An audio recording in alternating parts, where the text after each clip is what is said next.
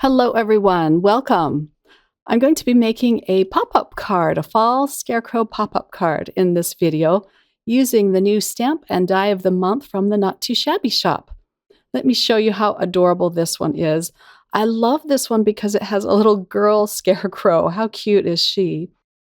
This set is called Autumn Fun and it's from the Not Too Shabby shop along with Teresa Russell.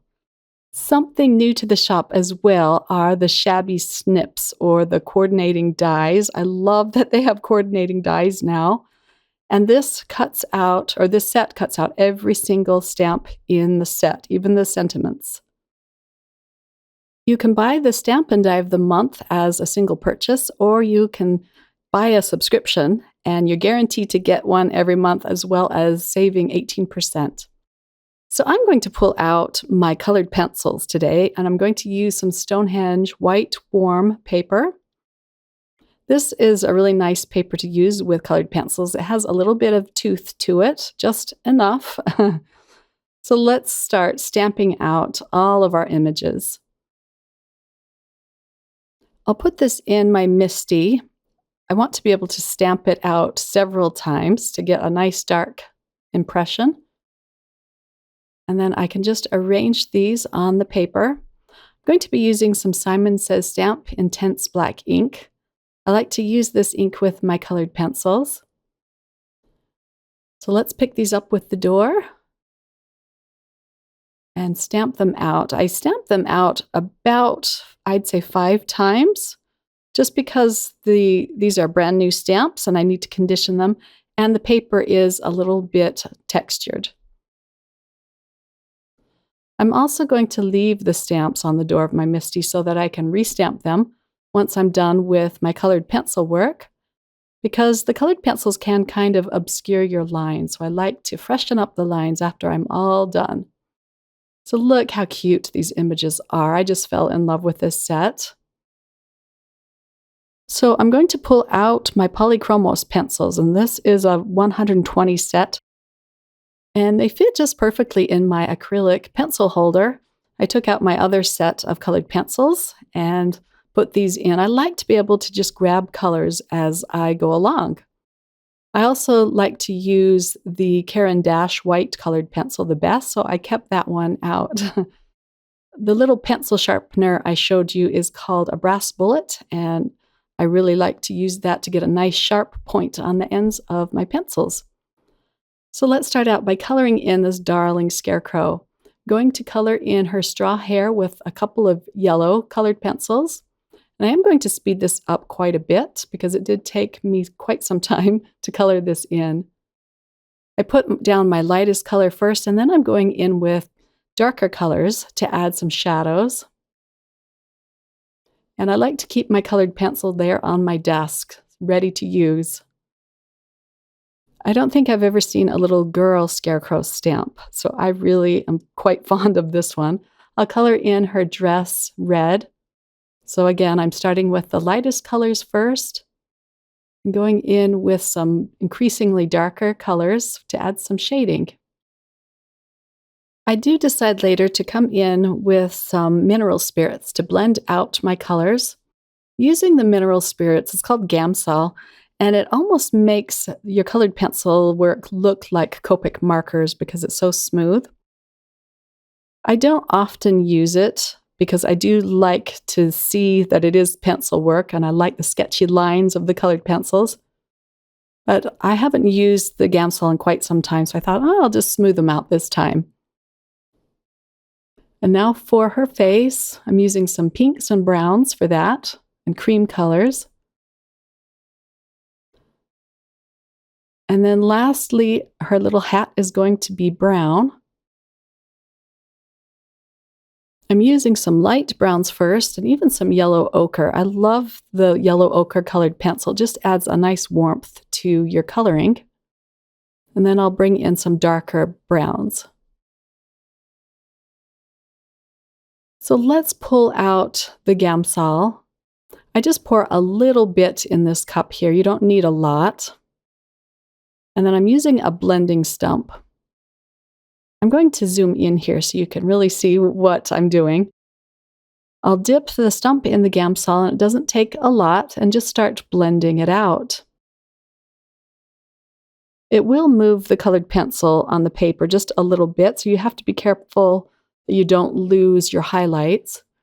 But once it's dry, you can come back in with your darker colored pencils again, which I'm going to do, and add more shading. But look how smooth that gets it. It's so pretty. To wipe off the tip of my stump, I'm just using a tissue to do that. Then I can put more Gamsol on and start on her face. Once I'm done with all of my colored pencil work, I do come in with a white gel pen just to add dots to refreshen their eyes to make them look really bright and white. So I'll add a little bit of dark red for the shading. Now I'm going to move on to some of the flowers, the sunflowers. I'm pulling out a bunch of yellows for this, and I do add lots of layers to my work. So I'll start out with the lightest one and then move in toward my middle color. And then I'm going in with increasingly darker colors. But you, of course, could color this in as simply as you'd like. I'm even using kind of an orangey brown for some of the shadows. I just wanted it to pop a little bit more. And now for the little center face of the flower. I'm going to use some Gamsol on this as well when I'm done. I wiped off the stump again. Now I can just carefully blend it together. I'm going right over the eyes because, again, I'm going to bring in a white Jelly Roll pen to fix those. And now for the fence. This is going to be white, so I'm just adding some gray shadows, starting with my lightest gray first. And then you really want to add some darkness to it to make it pop. So here's my medium gray.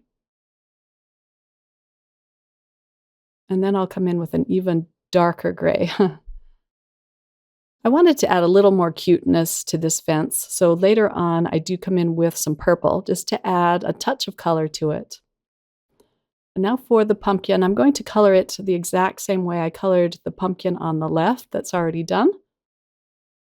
And I just bring in some yellows and oranges and even a dark red on this one for some of the shading. I color in most of these flowers off camera, but I color them in all the same as you saw me color in the first one.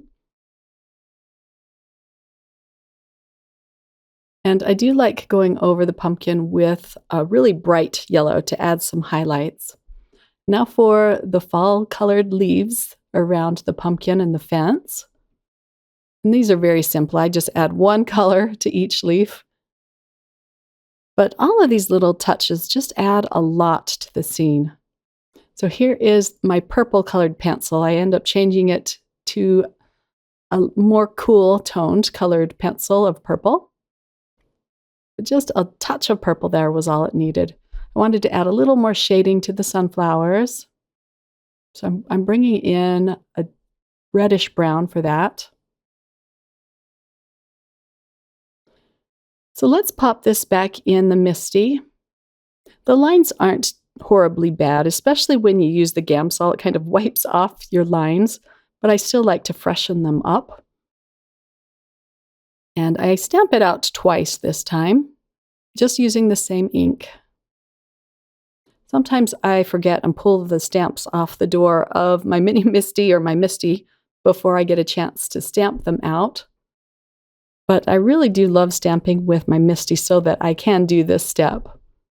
So let's ink it up one more time and stamp it down. And now let's pull out the coordinating dies. I love the name of these dies. They're called Shabby Snips. So cute. So I'll pull these out of the packaging and snip these apart. And then I can tape these in place. And I like to tape them in several places just so they don't shift at all. And I'm going to run this through my die cutting machine. Let's put one more piece of tape at the bottom of this pumpkin. So I'll take this off camera. And then I can run it through my Spellbinders die cutting machine, and here they are all ready to go. Aren't those adorable? I like the dies because they even cut out the insides of this little scene right here. I think that is the hallmark of a really nice die. It really adds a lot to the piece. I'm going to be using some products from Scrappy Tells Crafts. I have the basket pop-up dies and the slimline everyday borders. So I'm not going to turn this into a basket. I'm going to kind of modify it to create a little square pop-up card. So I'm going to use this piece and cut it out twice. I'm also going to be using this fence piece. This fence piece is unique. I love it. I use it a lot because it doesn't cut out the bottom of the fence. It was discounted in the shop because of this, but it allows you to cut out a really tall fence or a nice edge like I'm doing here on my pop-up card. And then if you wanted to cut it out as a fence, which I do again in just a moment, you just pull out your paper trimmer or your long scissors and cut it off. So I like this so-called little defect in this set. So I cut a fence into the top of my pop-up piece. And then this has score lines in it. So I just folded the score lines. Then I'm going to cut out one more piece and cut out one segment from it. This is just going to be a very small pop-up card. So this is going to be just a basic square shape. And then this will go at the back. I'm going to use my bone folder just to press down the score lines. But I'm going to turn that last piece kind of backwards, but you'll see what I'm doing here in just a minute. But I'll glue this together with a little bit of liquid adhesive. You could, of course, use your score tape, but I find liquid adhesive to be fast and effective. So let's glue these ends together. And then this last piece here. I love the little fence around this. I thought it was just perfect for my scene. For the backing of this card, I cut out a rectangle of more of the purple cardstock, and I'm using the MFT cloud die, or cloud stencil, I'm sorry, to add some cute clouds in the background. So I started out with white pigment ink. Next, I'm going to come in with some picked raspberry. This is kind of subtle on this purple cardstock, but I really love the effect. Next is spiced marmalade. And then I'm going to do 2 layers of this seedless preserve. It does lighten back quite a bit. So this will be the scene behind the fence. I'm going to glue this on at the back. And my rectangle piece will completely cover the back of this pop-up piece. I'm adding little dots on the fence so that adheres down too. So let's press this in place. Then I'm going to hold it in place for just a minute. I use more of the dies from this pop-up basket set to add the little insert pieces inside the box. And I'm going to glue 2 of these inside, and they go just corner to corner. It's very easy to put together. They have little tabs on them that are pre-scored.